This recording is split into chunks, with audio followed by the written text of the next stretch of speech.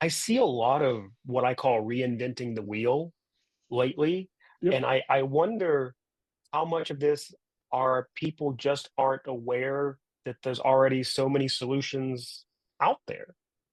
100%. I mean, you could, I mean, I could go off for a half an hour just about RAG with that. I mean, I'm sure you see on Reddit every day, people like, hey, I want to build X, Y, or Z. And I'm like, you don't need to build this from scratch. Like, you Yeah. don't need Langchain. You don't need this or that. Like, it just, I mean, we are a RAG as a service company. You could use us and be up and running in 5 minutes. And then when you try and market around that, is people are like, oh no, don't promote yourself, but you're trying to save people time, and that's really the thing of, I think these days we're still kind of competing against do-it-yourself mode where people just they want to build it themselves because they want to take the time and maybe learn, but when you get into production, there's a lot of services that I mean can actually help you and save time, and then I think I expect 2025 to kind of be the as a service year for this stuff where Mm. I mean, that's my, I don't know if that's a hot take, but I see that, I mean, there's a lot more companies popping up that are calling themselves RAG as a service. I think, I mean, Graph RAG as a service. And I think we'll start to see people now expecting to go that direction, not to like, hey, I got to cobble together 5 different things to build that. No, the hot take was you said you don't need a Langchain. I'm totally clipping that, and I'm going to make you go viral for saying that. Sorry, I don't. Harrison. I don't think that's unique. I think there's still. Oh, I I got to think it's. clip that. All this Yeah. content. Keep going. Don't stop. No, go for it.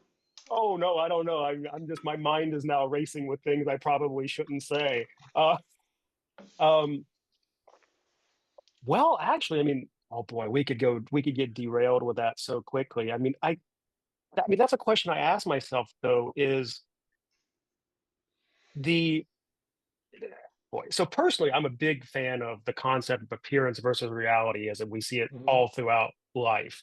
And, not just using lane chain as an example because lane chain is Sure. extremely popular and it's an easy target because everybody knows them.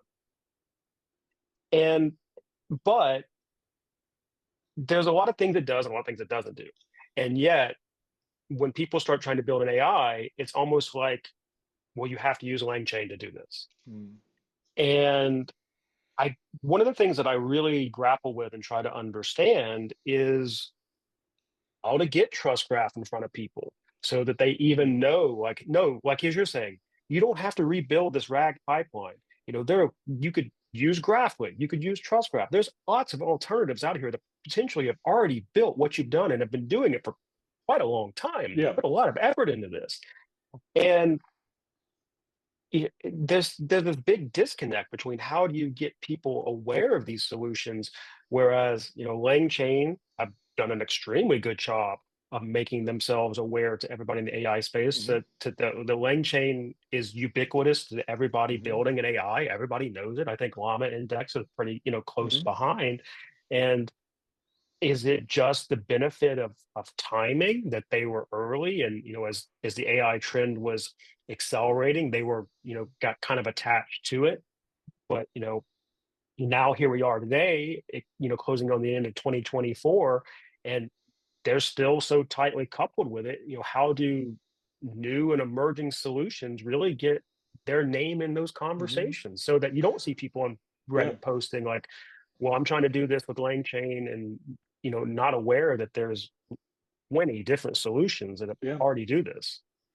And I mean, I give them I mean, I really give Langchain a lot of credit. I mean, and to, I mean, I I think timing had a ton to do with it, probably a lot of luck. It just was the right thing at the right time, and he took a lot of arrows in his back from being early and kind of but he made a market out of it. I mean, and now made Hmm. something.